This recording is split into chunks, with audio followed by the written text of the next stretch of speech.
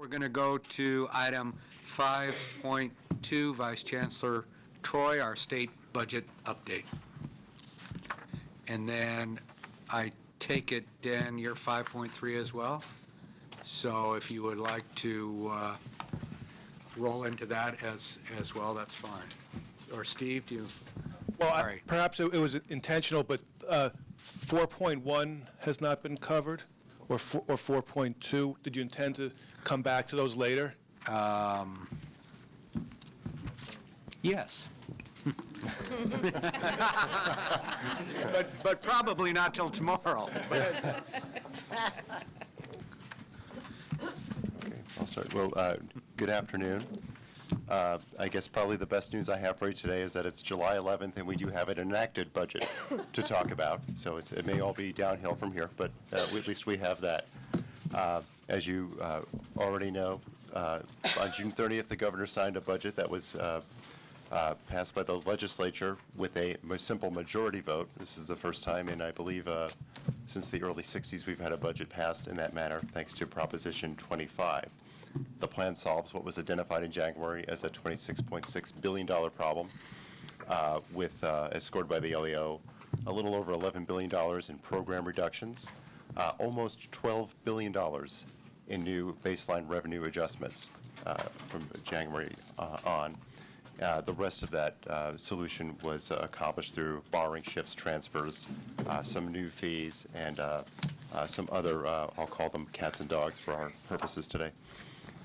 The final budget assumes general fund expenditures of $85.9 billion. That's a decrease of $5.5 billion over the prior year. Specifically for the community colleges, and some of these numbers will sound familiar to you from some of our earlier updates. We took a $400 million cut to base apportionments. That cut is somewhat mitigated by $110 million in new fee revenues owing from a fee increase from $26 to $36 per unit. So our net apportionment cut is about $290 million, or roughly 5% on a statewide level. We also received a new deferral of $129 million. That brings our total year-over-year deferrals up to $961 million, which is almost 17% of our budget. There was no restoration of the categorical cuts we took in 2009-10. There was no COLA. Similar to the language included in the Budget Act of 2009, the legislature expresses intent that in making taking the workload reduction, that districts will prioritize transfer courses, career technical education, and basic skills courses.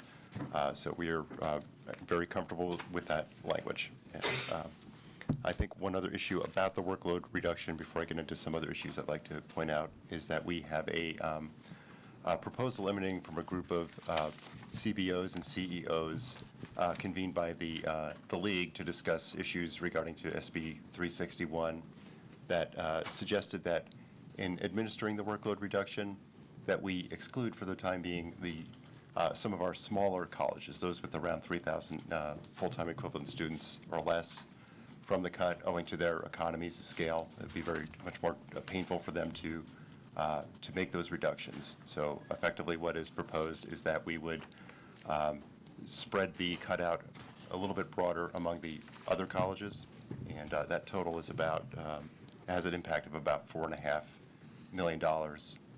We did discuss this with ACBO as well, and also with the Consultation Council last year, and I think there's a fairly broad consensus that this is probably the best way to administer the workload reduction.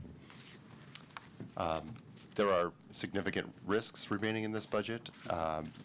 As a relatively small issue in there is a fee shortage. We think the Department of Finance is overestimating the amount of fees we're likely to collect. They seem to be lagging in their figures they're using. We're short in the current year because there seem to appear to be a higher percentage of students who qualify for BOG fee waivers. Finance's analysis does not seem to appropriately account for that. So we do fear that we have probably another $25 or $30 million in a deficit that is unintentionally built into our budget. So we'll be monitoring that as the year progresses. Probably the major issue, major risk confronting us is that $11.8 billion in assumed new revenues that they used to close down the budget Probably a big chunk of that is very real. They added another $4 billion at the very end of the process to balance it. So obviously we have some concerns that those figures are not going to show up as estimated. With that in mind, the legislature did input some mid-year trigger cuts into the budget. So on or before December 15th, if the Director of Finance assesses that revenues are likely to fall short by a certain amount, she can trigger some specified reductions in the budget. Some of these impact the colleges. Specifically, if there's less than $1 billion, if the revenues are falling short by $1 billion or more, we can trigger a fee increase as of, intended to be as of January, from $36 to $46 with a concurrent $30 million reduction to offset. So the fee increase is intended to offset the $30 million reduction. Obviously, we have significant concerns about administering that kind of change in mid-year, and we're trying to work with the legislature and with the governor to address that issue. If revenues fall even shorter than that, $2 billion or so less than what was estimated, in addition to that initial cut, we could take an additional cut of up to $72 million. Again, this is in the middle of the year, so obviously we're going to be keeping our eyes on that very closely. Broadly, I think some of the good news that comes from the budget, though, as I mentioned earlier, it was on time. We avoided some of the doomsday scenarios that I probably scared you with in March and May earlier this year, thanks to the new revenues. There were no new policy reforms imposed on us in the budget, such as the census proposal or many of the LAO ideas that we talked about earlier this year. And I think that speaks to a successful advocacy campaign on the part of the system to let the legislature know that these policies are difficult to implement on short-term notice. They often have unintended consequences, and I think they hurt us on that. Obviously, I think in addition to the specific cuts, the issue that concerns me the most is that there was an overall cut to higher education of $1.7 billion. And so higher ed seems to be one of the balancers in the budget. So until the revenues start improving, I'm afraid that we may be in that boat for some more time. Department of Finance estimates for 2012 that we're entering the year with an operational shortfall of about $3 billion. So we're not completely out of the hole yet, though I would note in January they estimated that hole for 12-13 to be $19 billion. So significant progress does seem to have been made in that score for the budget. So with that, I'll conclude my presentation. Questions from board members? Peter McDougall. Two questions. Number one, whether there is any possibility of an option where the voters might be able to vote to increase or continue taxes presently in place, or is that a dead issue for the current year? And the second, whether there are any impacts on the agency's budget that we as a board should be aware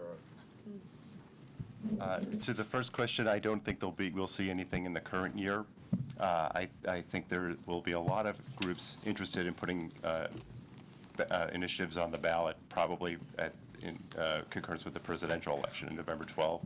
I think if you want to see revenue increases, that's probably your best bet to get there. So whether that will be the governor supporting similar tax extensions to what he had been advocating for this year, or if it's outside groups looking at oil severance or whatever, I think we may see a whole host of initiatives then, but probably not this in the current year.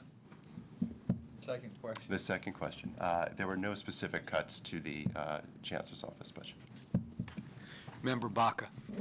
You mentioned the difficulty in administering the $46 per unit shift. And I was wondering, you said there's discussions going on with regard to that, and obviously this is a matter of timing. Where do you think that discussion will go to? We have had discussions with the governor's office and the Department of Finance on that.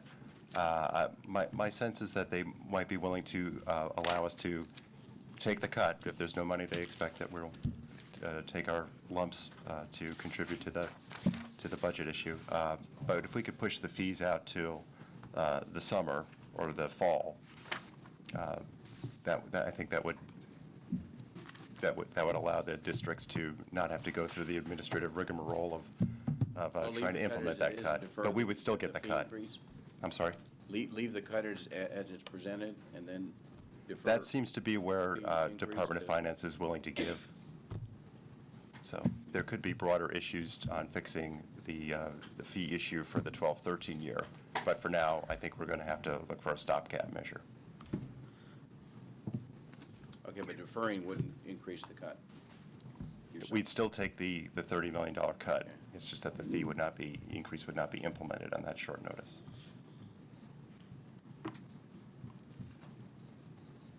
Okay.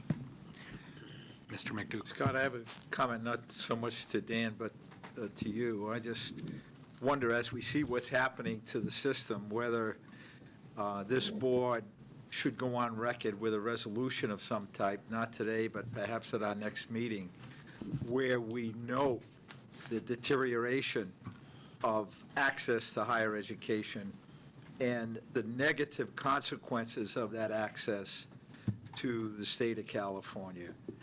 I recognize it's somewhat futile, but it also seems to me that we just cannot sit by and allow what is happening to happen without some formal commentary on it, without some position of the board. So I would request that at our next meeting, we have some type of resolution prepared for board action that would voice our extreme displeasure with what is happening to the California community colleges and our ability to serve the state of California. Well, what I certainly would agree to do is have that discussion with the Vice President and the Chancellor. Sure. Bring back something for consideration. It may require a larger, a larger discussion. Chancellor? I thank you for that, and I will simply pledge our staff to work on that so that I agree that some kind of statement, it's one thing to be a victim. It's okay. Sometimes it's kind of tough to be a victim and not say anything. Yeah. So it may be appropriate for us to at least highlight to the legislature and to the governor what's happening. We're going to have a discussion tomorrow briefly about a bill that was brought up that has become a 2-year bill, and it was controversial. But one of the things it did was it highlighted the fact that community colleges are stymied as to what they're going to do when they can't serve thousands of students that are knocking on the door, and the impact that that's going to have on the economy of California. It's a tragedy for those individual students, some of whom may never get an education because things do happen, But it's going to be a long-range impact on the economy of the state of California. There's no question of that. I mean, we're not turning out trained personnel. We're certainly going to have a hard time turning around this recession. So we will be glad to work on that and to have some kind of resolution for consideration of at least the expression of our dismay at what's happening. Right. And I think maybe to the Chancellor's point, it may behoove us to shed some light of the consequences of, as you say, those students who are not going to get an education. So, Member McMalumet. McMalumet. Yes. Well, I'm a little nervous about that because I have to go home at night and be with one of those people. And we did just get $2 million as a gift from the legislature, from the Assembly today. So I'm kind of wondering if, rather than a resolution, in our last minutes, it said that the board would like a report on the deterioration of the system over the past 3 to 4 years. And I believe the Chancellor said he was going to do that for us. I wondered if maybe a report with a little bit of detail that we could present to them versus a resolution would be a bit softer. I'm just concerned, through the budget negotiations over the past few years, the community colleges have been gently handled with budget cuts compared to other places. I'm just Yeah, sharing a thought. I got the impression from Member McDougal's comment that this was certainly not aimed at the legislature directly, but it was more a statement of our concern Not a about. statement of blame. Right. It's not, it wasn't a statement of blame, but here are the facts and, you know, the deterioration of the system. Your point is well taken. And not mutually exclusive necessarily. So, Chancellor, I do recall that you did agree to do that. Might that be something that would be ready for our next meeting? Why not? Okay. So let me suggest suggest that we take Member Malamud's point, get that report, but at the same time, I certainly am willing as a board chair to work with the Chancellor and the Vice President on a potential a statement, understanding that it, you know, no blame intended, but certainly a statement of our concern. I just happened to notice that the staff over there smiled because they knew that my system of delegation is of such a nature that I often pass off. I say very readily, oh, of course I'll be glad to do it. And then at the cabinet meeting, I say, by the way. Well, Member Haley. I agree very much with you, Ms. Nalumed. I also think it ought to be something that is more, not necessarily, again, aimed at the legislature, but to public announcement of some of our general concern. I don't think we need to, it doesn't need to go to the legislature necessarily, but a public statement from us in some manner. And I think just bringing the information back to us, one of the staff members for the next meeting will be very helpful. Member Baca, then Member Davis-Lyman. Well, just very quickly, I trust that both of you are in a very good position to say what needs to be said without offending a whole bunch of people, and I trust that the staff will provide you a Absolutely. very good draft Yeah. to work off of. Yeah, very good. Member Davis-Lyman. And I think today we've heard from numerous speakers about, and in the past also, how many degrees we need by 2020. And Member McDougal's comment, I think, the kind of information we need is that kind of stuff. We'll never be there. We're not going to be there. Okay. Dan, how long do you need for item 5.3? I think to get some feedback from the board and some of the budget system request priorities, I think we'd probably want about 15 minutes. Okay. What is the board's pleasure? We have an event at 5:30 that we do need to be on time to because some of the guests, my inclination would be to take up the rest tomorrow, but I'll leave it to the board's. Tomorrow. Tomorrow? Is that the, Wasn't there a song like that I don't know, 15 minutes. tomorrow? No. What time is it, 15 minutes? Can we well, do it in 15 minutes? And We're still good for- make our appointments? but he wants Oh, he wants feedback some- as well. So I think this is important enough that we, have enough time and do it kind of fresh in the morning. So if it's okay with everybody, we will move items 4.1, 4.2, and 5.3 to tomorrow, and then Steve can help me figure out where that fits. So we are going to, and Jerry, help me, what's the name of the restaurant? Maiwela, 12th and K? I do need board members to be there at 5:30. We do have some special guests there tonight, so we need to have a good showing. With that, meeting adjourned.